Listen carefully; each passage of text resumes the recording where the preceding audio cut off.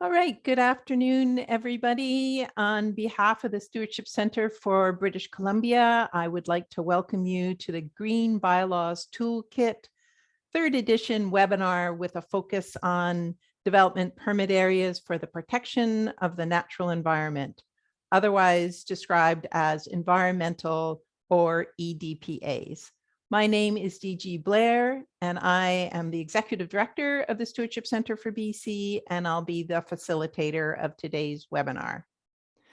For those who are unfamiliar with the Stewardship Center, we have a mandate to strengthen ecological stewardship in BC by providing educational, technical, and capacity programs and resources to organizations, the private sector, and the general public.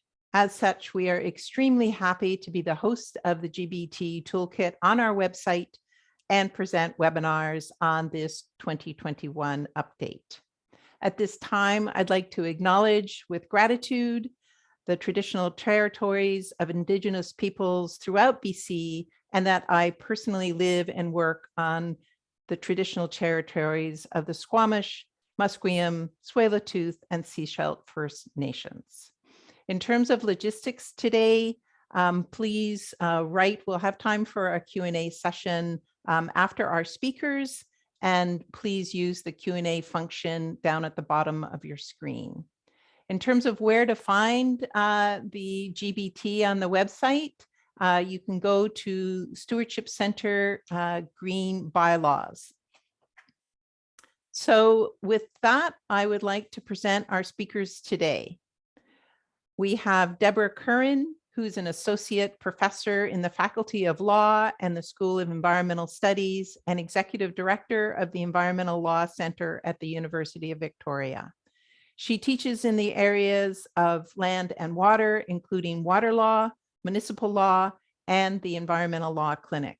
Deborah's work focuses on governance, how we make decisions about the environment, and who has authority, or thinks they do, to make those decisions. Her work specifically explores how colonial law interacts with or has an impact on Indigenous laws and communities. As well, we have Ione Smith, who is a professional agrologist with a background in agricultural planning and land resources sciences. She founded Upland Agricultural Consulting in 2010, specializing in innovative agriculture and food security plans, climate change adaptations and mitigation strategies, and farm business plans. She has worked with Indigenous communities, governments of all levels, and non-governmental organizations. In addition to her consulting work, Ione currently serves as the vice chair of the Agricultural Land Commission and is an instructor at SFU, where she teaches community economic development approaches to food. We're really pleased to have further speakers, including Brittany Nichols, who's an environmental professional working in the public sector as an environmental planner with the Regional District of the Central Okanagan. Brittany's career focus is to promote sustainable development through community-based and professional land use planning. Brittany continues to expand the Regional District's environmental planning program by completing projects such as the Okanagan Climate Projections Report, Okanagan Lake Protection Strategy, as well as implementation of the Regional Floodplain Management Plan. And last but not least, we have Tanya Bettles, who's an RP bio and professional agrologist working for the City of Abbotsford Planning and Development Services Department as an environmental coordinator. Tanya provides environmental support to the public and city staff, primarily in the area of fish and wildlife habitat. She reviews development applications and city projects for municipal and senior government regulatory compliance and contributes to the development of various bylaws, policies, and plans. So without further ado, I'd like to pass it along to our first presenter, Deborah. Thanks very much, DG. Can everyone hear me okay? DG, if you just want to give me a thumbs up. Yep, all good. Awesome, thank you. It's my pleasure to talk yet again about environmental DPAs in the Green Bylaws Toolkit and to explore this somewhat complex topic in an applied way. So what we're going to do over the next 55 minutes or so is first provide an overview of the third edition of the Green Bylaws Toolkit, which looks pretty similar to what you've seen before. And for those of you who are new to it, please do go and dig into it. In particular, looking at how ecosystem priorities can be applied to bylaws and local government jurisdiction within the themes of connection, systems, and scale. Just at the beginning here, I will then include a brief discussion of UNDRIP and the role of local governments in its implementation. So that is the UN Declaration on the Rights of Indigenous Peoples, and how the province of BC has committed to aligning its laws with UNDRIP through the Declaration on the Rights of Indigenous Peoples Act and what the implications for local governments might be. So our topic today directly implicates continued Indigenous authority and the private land in their territories that was acquired without their consent and from which we continue to benefit. The remainder of the webinar will focus on development permit areas for the protection of the natural environment, or as DG has pointed out, EDPAs. We'll provide an overview of what they are, how they can be applied and implemented, and what in our experience works and what does not. So to that end, we have a number of people who work with EDPAs every day who will be presenting in this webinar. We'll leave time at the end to hear about your experience and in particular to answer questions that you have. So as is usual, you've seen this chapter overview before from the Green Bylaws Toolkit. I just wanted to point out that it's organized in this way to really provide you with an overview of all jurisdiction or tools available to local governments related to the natural environment. So chapters 1 to 3 make the case for green bylaws, and chapter 4 provides direction on what suite or package of bylaws can result in sort of a green bylaws approach from plans to regulatory bylaws.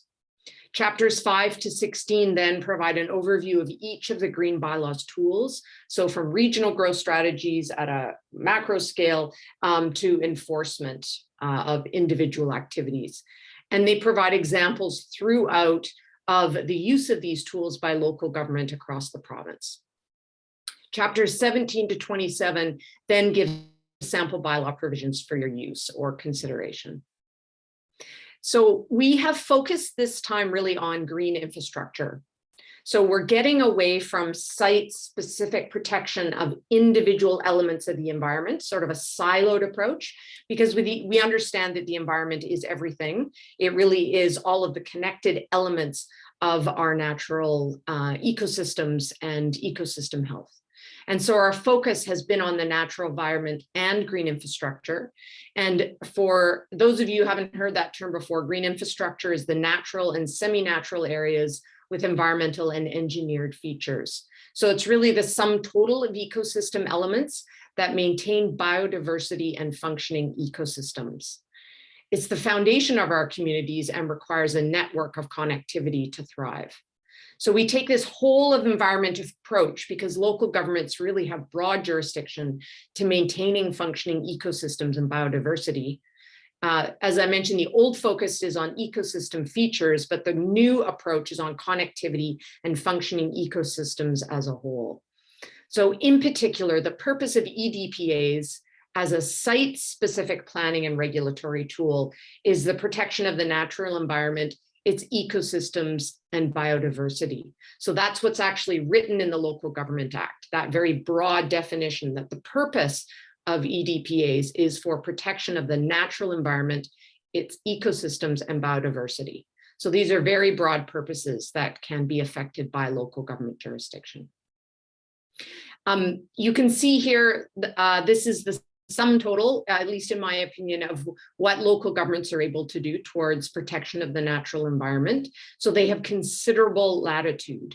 This authority to support the natural environment and biodiversity comes from the Local Government Act and the Community Charter as delegated from the province. And some of the most important authority for environmental protection relates to land use, with levers such as the planning levers, regional growth strategies, official community plans, as well as more regulatory type bylaws like zoning and development permit areas. It's important to note two things about local government environment jurisdiction or jurisdiction over the environment. The first is that no one approach or use of one tool will ensure a healthy environment. So if you just use your zoning bylaw or you just use environmental development permit areas, that's not going to provide comprehensive protection or effective protection. So local governments must take a nested approach from plans all the way down to site-specific bylaws and policies. The second thing to note about local government jurisdiction over the environment is that no local government uses the full extent of their powers for protecting and restoring the natural environment. So there's still always lots of room to move and to improve within any local government bylaw regime. So the overarching goal is to take a nested approach to green bylaws, focus on green bylaws throughout the whole policy and regulatory infrastructure at all scales.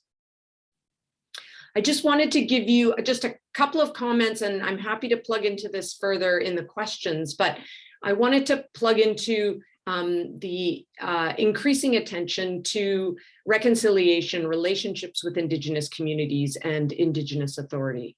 So while not explicitly addressed in the Green Bylaws Toolkit, an appendix does address Indigenous interests in planning across all different types of land, including Indian reserves and other designations. Many local governments and our senior governments, in addition, have committed to implementing the UN Declaration on the Rights of Indigenous Peoples, or UNDRIP. And the focus of UNDRIP is Indigenous peoples' rights to exercise authority within their traditional territories, so not just on reserve lands, using their own governance institutions and processes, so self-defined. So in particular, they have the right to make decisions about and to benefit from activities on their lands. So if we remain within the state or the colonial legal system, BC courts have found that local governments do not have a duty to consult First Nations on their decisions. So that's under the sort of the Section 35 of our Constitution Act 1982, where there's an acknowledgement of Aboriginal and treaty rights. However, the province of BC has enacted the Declaration on the Rights of Indigenous Peoples Act in 2019 that commits to aligning BC laws with the UN Declaration on the Rights of Indigenous Peoples. And likewise, under the Declaration Act, the BC law, the BC government can also delegate decisions that are statutory decisions to Indigenous governing bodies and enter into consent-based agreements. So as most local government jurisdiction affects land and territory, and this includes servicing authority or decisions, in addition to a desire to better respect Indigenous authority and create good relations, there will be implications for local governments down the road. So local governments can begin or continue to make this shift by developing relationships with Indigenous communities on whose territory they operate, and develop joint planning and decision-making processes. So to that end, the Environmental Law Center, actually, where I do a lot of my work, is developing a toolkit right now for local governments in BC exactly along these lines. So with that background, let's turn to the three orientations to green bylaws that we have taken specifically in this edition of the toolkit. So the orientation towards connectivity, towards systems, and towards scale, and within which environmental development permit areas are nested and should help to achieve. Ione. Thanks, Deborah. Connectivity refers to maintaining the unimpeded movement of species and the flow of natural processes that sustain life on Earth. This includes, of course, protecting habitat corridors that knit together fragmented landscapes and creating the links required to conserve biodiversity, foster ecological integrity, and support the recovery of species at risk. Local governments can develop connectivity strategies as part of their environmental health infrastructure to decrease fragmentation and reconnect ecosystems throughout their jurisdiction. Connectivity strategies and regulatory bylaws can apply across both public and private land and waterscapes to ensure that new development does not interfere with the underlying ecological connectivity priority. EDPAs in particular are an important tool for operationalizing connectivity objectives across private land. They can direct development away from connectivity corridors and key ecosystem elements such as wetlands and habitat corridors. The Green Bylaws approaches that support connectivity include regional and local plans and strategies such as biodiversity strategies, or green infrastructure networks that identify connectivity as a baseline. 10 years ago, the City of Surrey completed an ecosystem management study. The study was a citywide ecosystem mapping exercise to identify a green infrastructure network, an interconnected network of parks, streams, and other natural areas identified as hubs, sites, and corridors. In 2014, the City of Surrey endorsed a biodiversity conservation strategy to establish biodiversity goals and targets for the city, and it's intended to work in conjunction with the city's official community plan. The strategy and the Green Infrastructure Network are further operationalized at the EDPA level, both in terms of mapping and guidelines. Approximately 2,700 hectares of the Green Infrastructure Network have been secured through various land dedication mechanisms, with approximately half of that land being private land. Beginning in 2021, the city is increasing the citywide parkland acquisition development cost charge rate with the goal of providing funding to acquire Green Infrastructure Network lands identified in the biodiversity conservation strategy. Unfortunately, environmental regulation treats ecological systems as separate pieces, such as trees, water quality, water flows, flooding, and soil. The way the Local Government Act and Community Charter enable green bylaws reflect that siloed approach. Many local governments know that addressing one problem, such as channeling stormwater into pipes for rapid removal, lead to other problems like erosion of fish-bearing watercourses or downstream flooding. Focusing on systems when exploring green bylaws requires considering the natural environment and its processes as a whole. The new focus on connectivity and a systems approach will require restoration in many cases. Particularly with local government experiencing climate change impacts so acutely, restoration will be required in many jurisdictions to restore natural processes. In many communities, we will not be able to engineer our way out of flooding, drought, or other climate change impacts. From that strategic direction, or the identification of specific problems, local government staff can approach solutions as individual projects that ultimately lead to a nested and connected web of plans and bylaws pointing to long-term ecological health. The key is just to start somewhere, to address a particular problem while you initiate an overarching strategy. Just like green infrastructure requires attention to all scales, so do successful green bylaw approaches. While an OCP policy can be very effective, typically the better ecological health is nested at all layers of local governments, planning, and regulation, and achieves much better results. Ideally, regional scale actions, such as a regional growth strategy, conservation strategies should support local policies as well, such as in OCPs, which then direct specific action and development approaches at a neighborhood or property level, such as through zoning, EDPAs, and other regulatory bylaws. Likewise, this nesting provides more opportunities for the public to interact with green bylaws and understand how our common values of a healthy environment operates more broadly. The commitment to ecological health must be distributed through all levels of local governance so that when individual impacts to specific properties are considered by staff and council, there's a strong basis of support for the policy and the bylaw structure for green bylaws. In particular, if this regulatory scaling doesn't exist, EDPAs are vulnerable to critiques based on public perception of private property rights.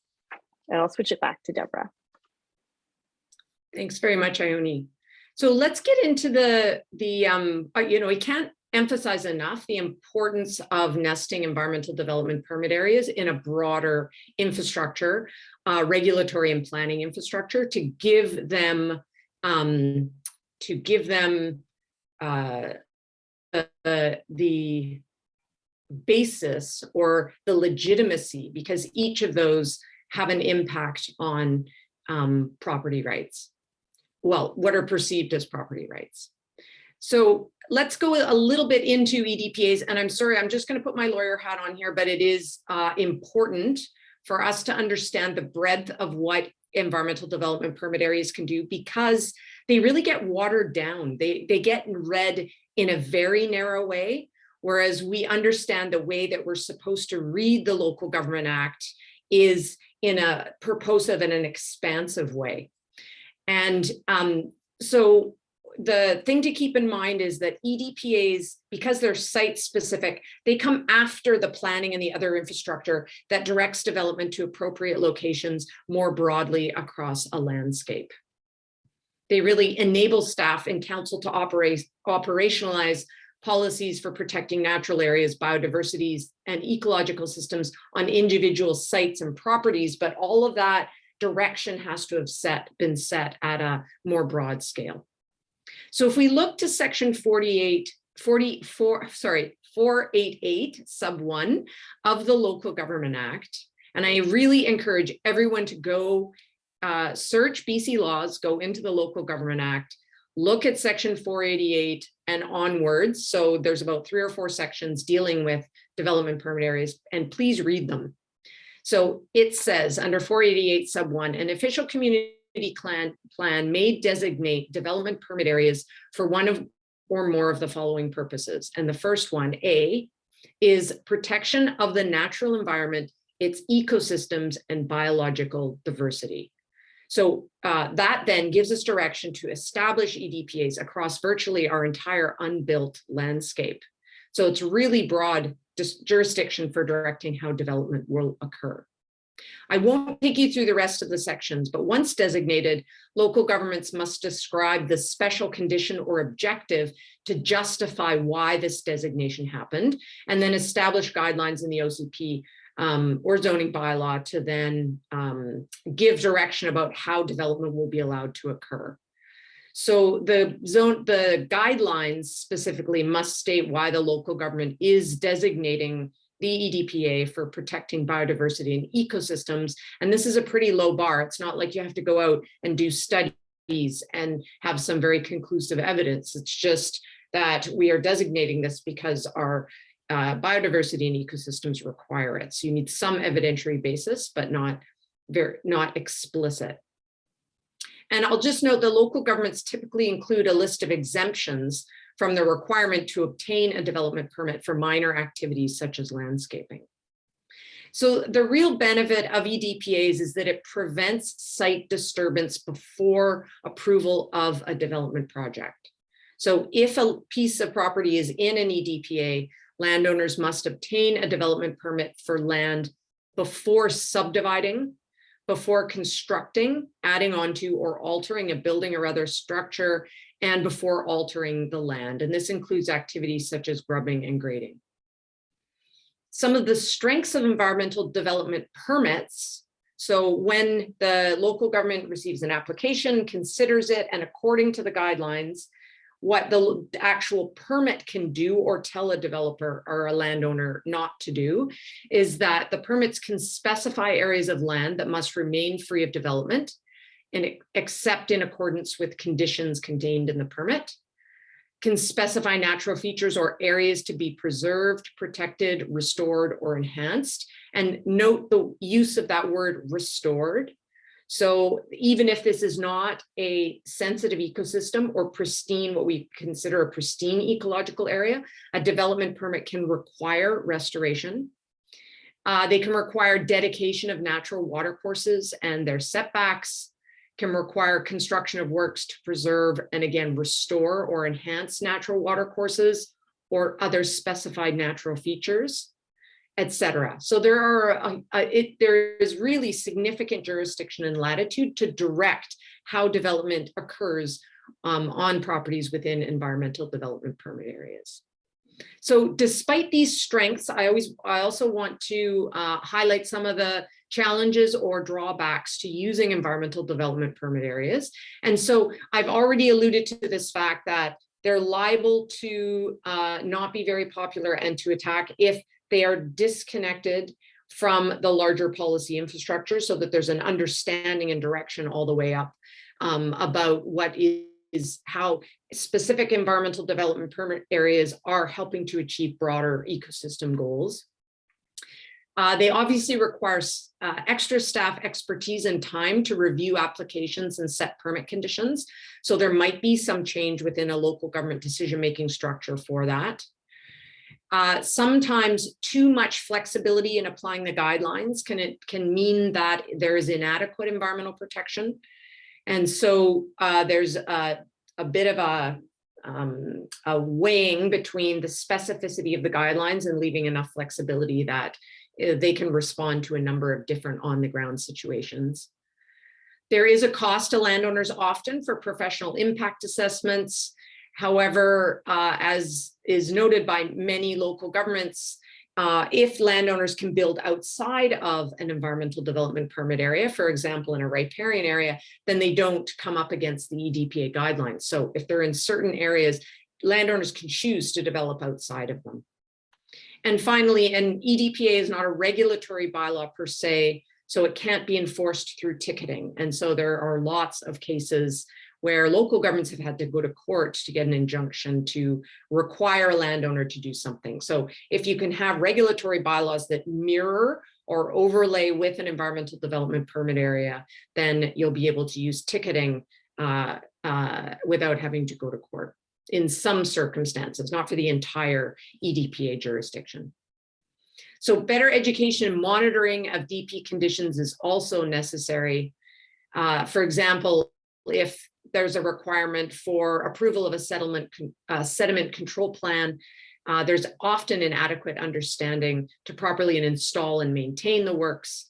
And if those kinds of things address long-term ecosystem protection, such as fencing and replanting, this really requires more due diligence on the part of the local government. Next slide, please. Just a couple of words about EDPAs in terms of how they operate in practice and in case law. And so generally courts will uphold EDPAs where they are designated on reasonable evidence and with reasonably certain boundaries. So you just need a zone of risk in the designation. You don't need exact specification on the landscape. So 10 meters is not unreasonable, for example. A 10-meter vagueness is not unreasonable. Council and staff must be able to demonstrate that they considered the application for a development permit in the context of the guidelines set out in the official community plan.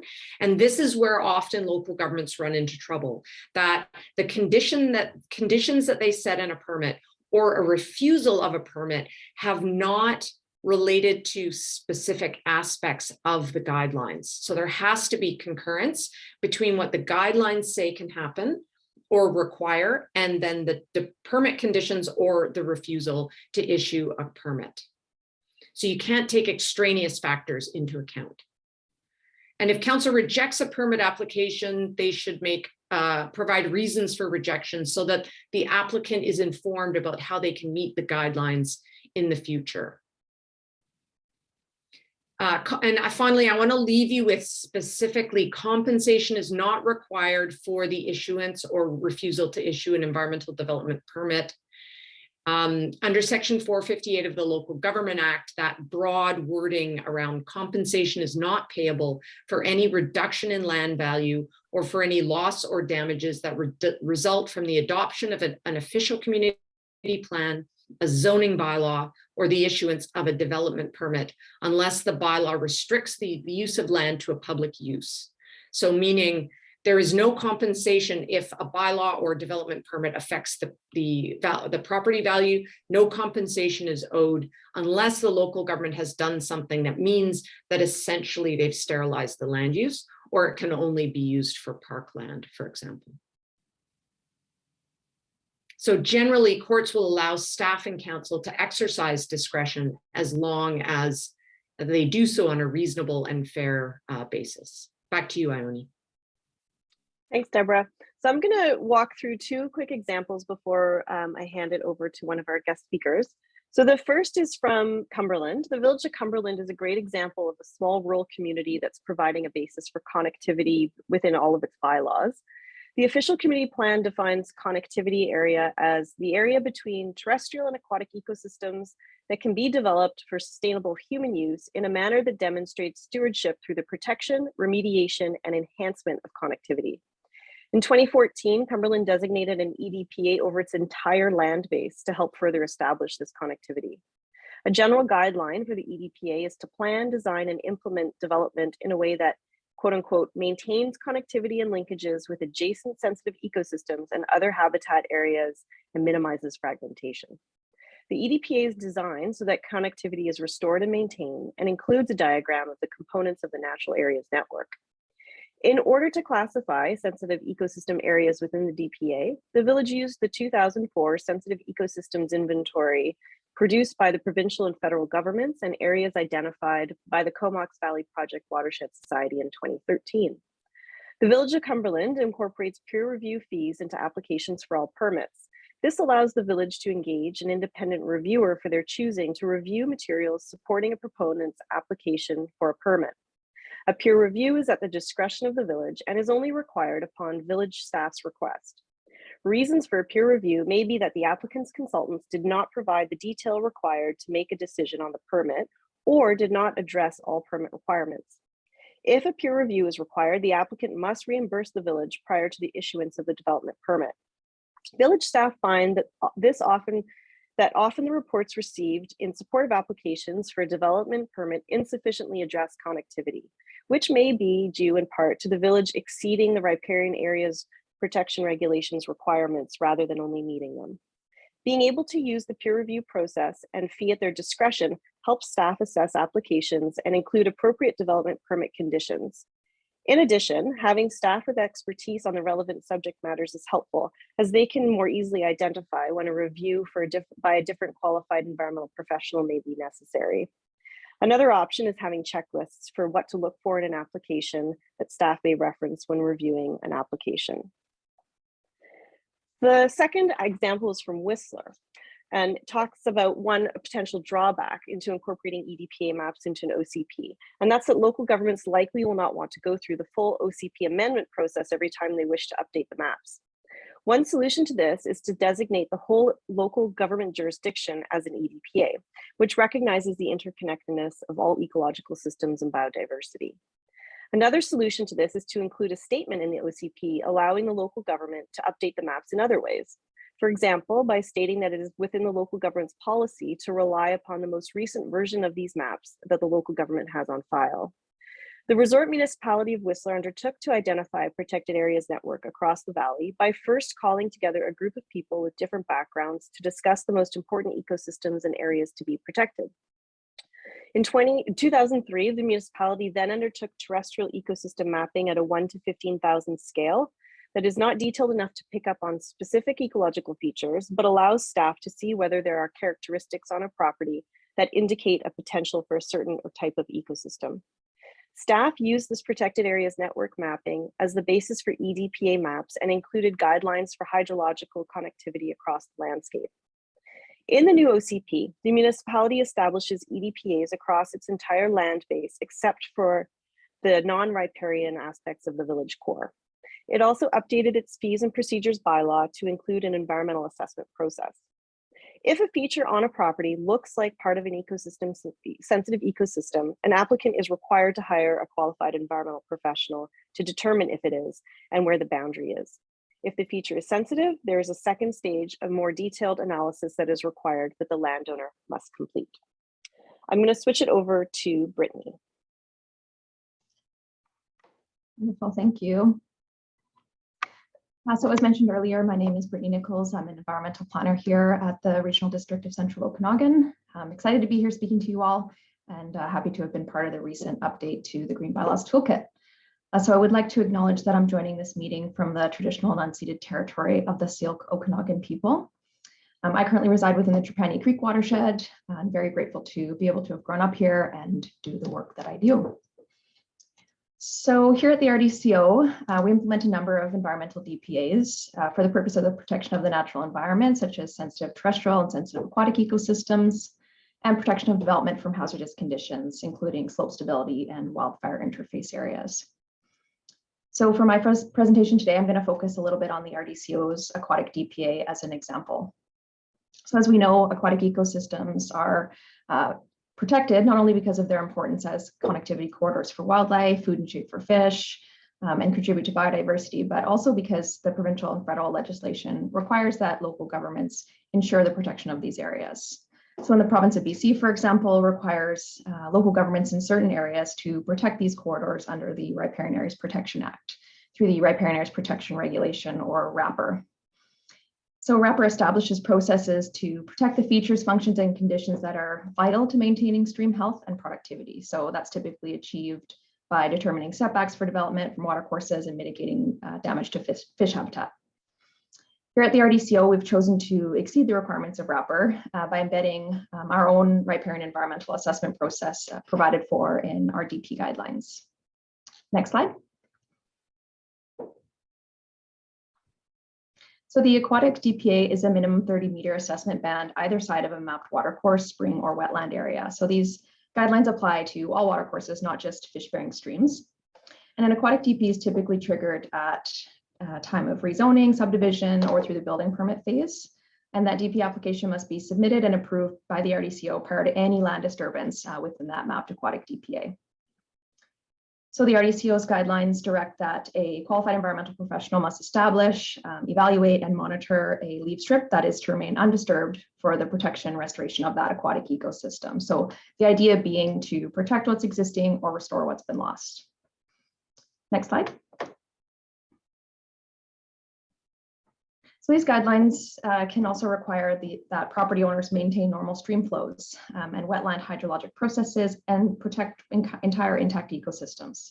So oftentimes we require a covenant be registered on title as a condition of the development permit for protection of those sensitive attributes on site. So typically, or ideally, those leaf strips should link together to provide a continuous network of ecosystems. So our guidelines direct a minimum 15-meter buffer, so similar to under RAPPER.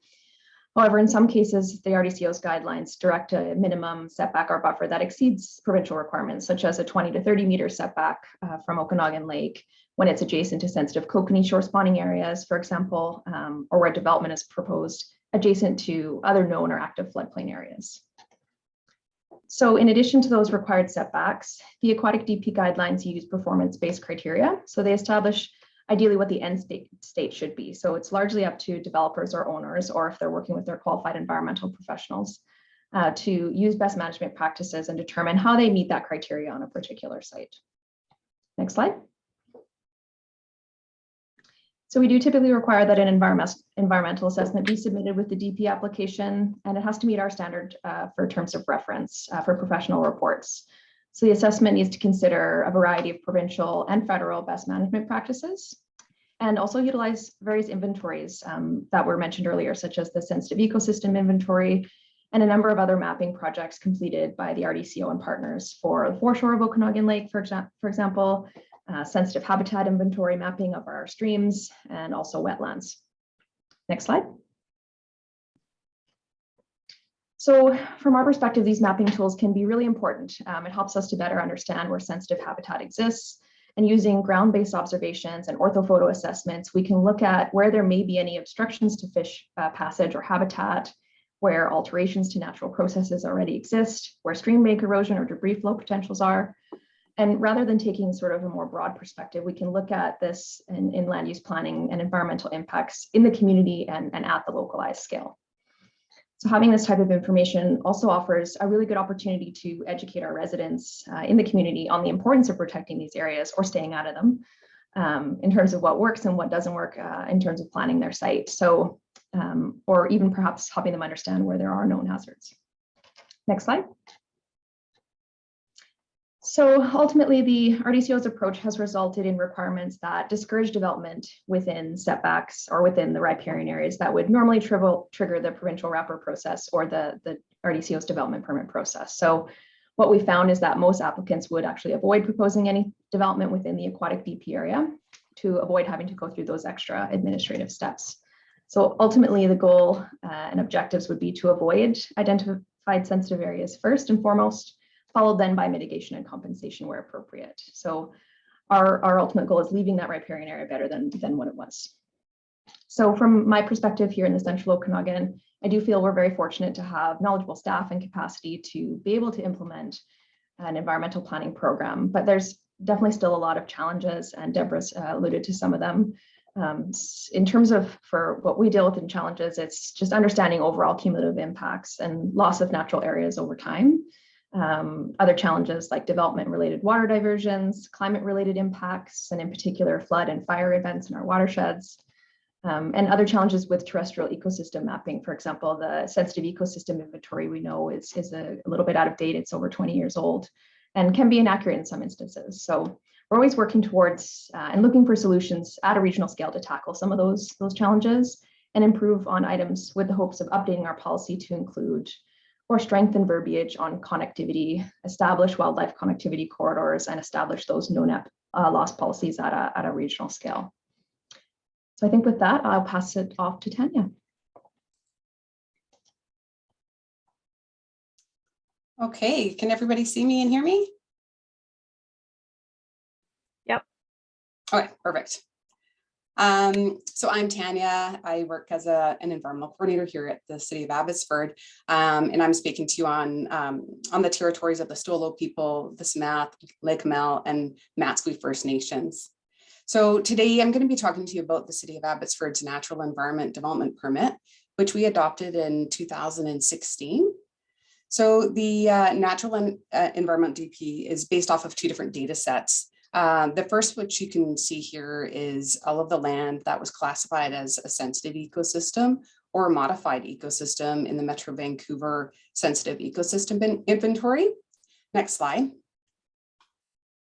And then this other map that you can see shows 50-meter buffers from all of our streams that have fish habitat values. So just those that are at like Class A, so red-coated, or Class B, yellow-coated streams.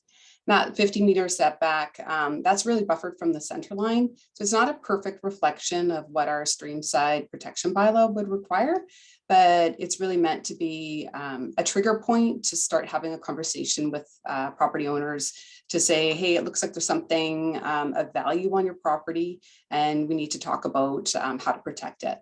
Next slide. So the city's DP guidelines have 9 different exemptions.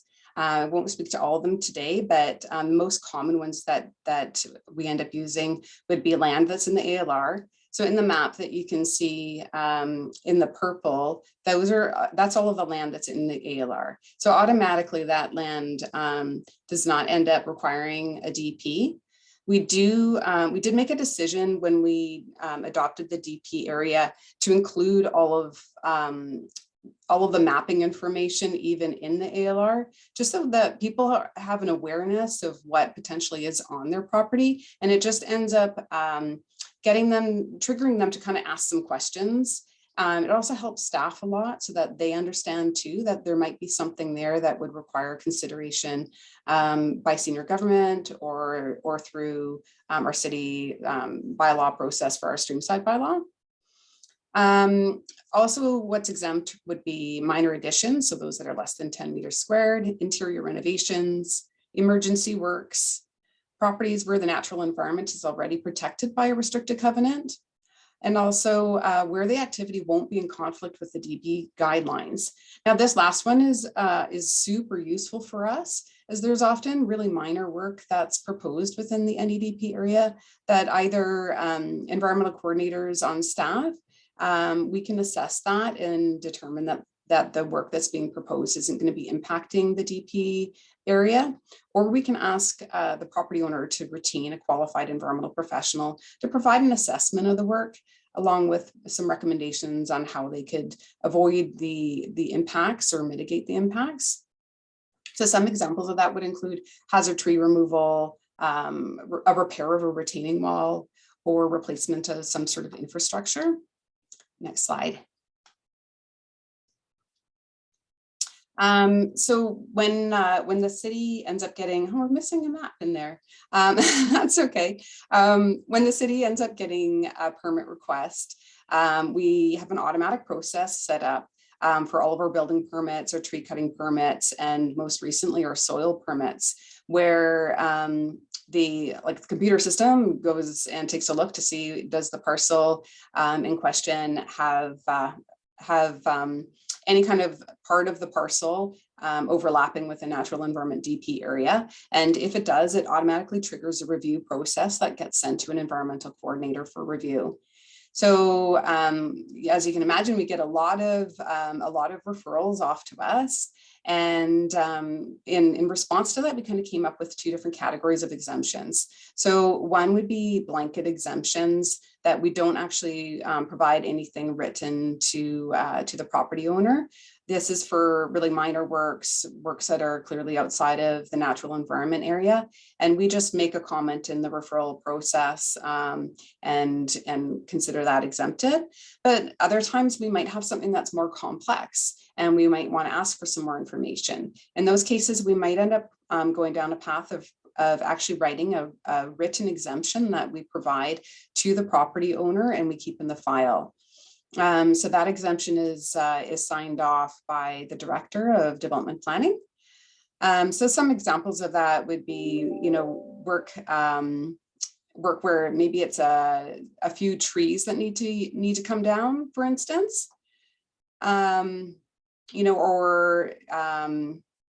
yeah, sometimes it's an addition to a house that's outside of the stream side setback, but it's kind of close. We want to make sure that they're doing things correctly. Next slide. The DP has an objective that includes a reference to the mitigation hierarchy of avoid, mitigate, and compensate. So this reference to the mitigation hierarchy is central to our project review process, as it's a clear direction from council that the foremost thing that we're supposed to be doing is looking at how to avoid impacts at the outset of the project. And only after we've tried to avoid impacts do we proceed to mitigation and the use of compensation for unavoidable impacts. Next slide. So the next two slides, I'll just go over a few of our guidelines that we include within our DP. So in total, there are 20 in our DP, and I'm just going to speak to just a few of them. So one of our guidelines talks about establishing riparian setbacks as per our streamside protection bylaw. And the way that staff have ended up interpreting that guideline is that applies to not only streams that are connected by surface flow, so ones that are protected through the riparian area protection regulation and as such protected by our bylaw, but also for isolated watercourses. And Abbotsford has a lot of those, so we end up having a lot of isolated wetlands, but we also have a lot of channels that are surface flow channels, and then they might go into ground for a few hundred meters, and then they pop back up further down slope. So when we're going through a project, even if those are isolated, through our DP process, we're able to establish some riparian setbacks for that. So I think that that's really important because it ends up helping us to not only protect those really important habitats, but also it can provide an opportunity to establish some corridor connections to connect different parts of the habitat. Another key guideline is a requirement to mitigate for the loss of terrestrial habitat. So typically what we end up having, the QEPs end up providing some recommendations for mitigation, and that can range from anything from establishing nest boxes to undertaking species salvage in advance of development, and establishing wildlife crossing structures, placement of large woody debris, etc. And all of those things end up getting included in our development permit when we actually issue it to the applicant. Next slide, please. So last kind of key thing that I'd like to highlight would be that we have a really broad statement included in the guideline about reports. So what our DP guidelines say is that the applicant must provide an environmental assessment report, arborist report, or any other report as appropriate. And we kept it really broad on purpose because sometimes we don't really know for sure what kind of report we might require on different sites. There are a few that are pretty standard for us, such as wind firm assessments, wildlife reports, construction environmental management plans. But every once in a while, we might also require something unique, like a hydrologist report. And that would be for very specific sites that have difficult to establish floodplain boundaries. So I encourage people, if they're thinking about adding some new guidelines, and that one definitely is a good one that we end up using quite a bit. I think I'll probably leave it at that, just because I see we're at 12:49 and we have a few more slides to go, so I will turn it back on over. I think it's Deb next. Great, thanks so much, Tanya. And Brittany, those were fantastic examples, and you guys both have such deep experience in working with EDPAs, so it's just really wonderful to hear from you. We are just about at time. I really would like to leave some time for questions. So I just wanted to highlight that we do have one cautionary EDPA tale in the province of BC, and that is from the district of Saanich, which in 2012, it expanded its riparian development permit area for protection of the natural environment to an upland area or a terrestrial. And in 2018, then citizens and council then dismantled that upland environmental EDPA that applied to only 2% of properties.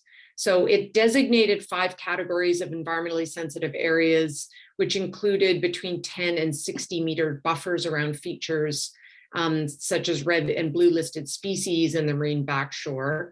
And this was done through extensive mapping that would relied on various different sort of third-party indications of what was an environmentally sensitive area.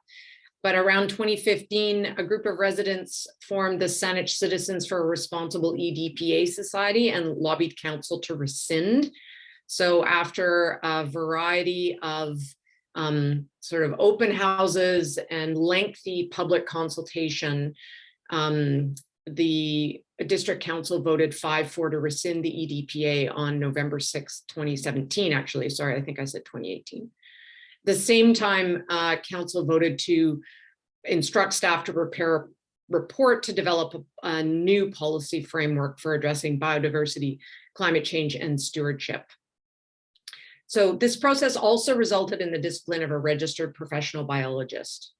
So a few of the lessons learned, you've heard from Tanya and Brittany about how important mapping is, but Saanich had relied on its reputation as a leader in green bylaws and a leader in mapping and identifying environmentally sensitive areas, to the extent that citizens then used that against Saanich and said, look, that line of your mapping goes through my house or goes through my garden shed. So the entire EDPA regime is discredited, or it doesn't have an adequate basis on which to go forward. And so the detailed mapping actually hindered a conversation about ecological protection, restoration in particular. So everybody kept pointing to the fact that a lawn is not an environmentally sensitive area.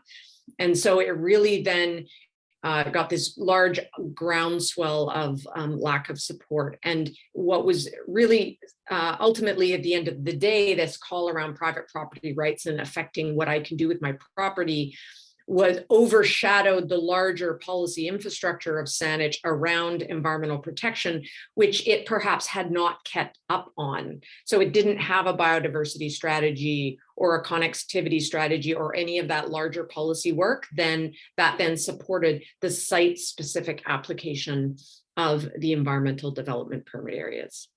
So I wanted to just leave you then on the final slide, just a couple of observations. So scaling green bylaws can really create a culture of conservation. You have to be working at the policy level as well as the application or the operational level of bylaws and development permit areas. And that extends beyond a single EDPA. And it can also make efforts by a vocal minority of property owners less likely to be successful in rescinding conservation policies. So EDPAs are important tools overall, but again, I'm going to emphasize they focus on, or their impact is on situated properties.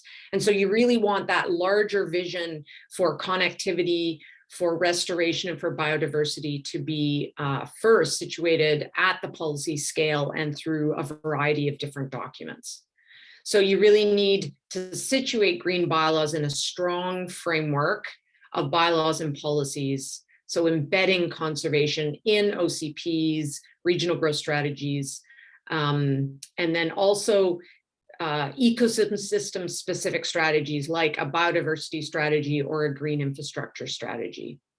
So it'll really depend on creating this culture of conservation in a community and across a region. So I will leave it at that. And thank you so much for your interest. This has been a fantastic turnout. And we're happy to take any questions for the last few minutes here.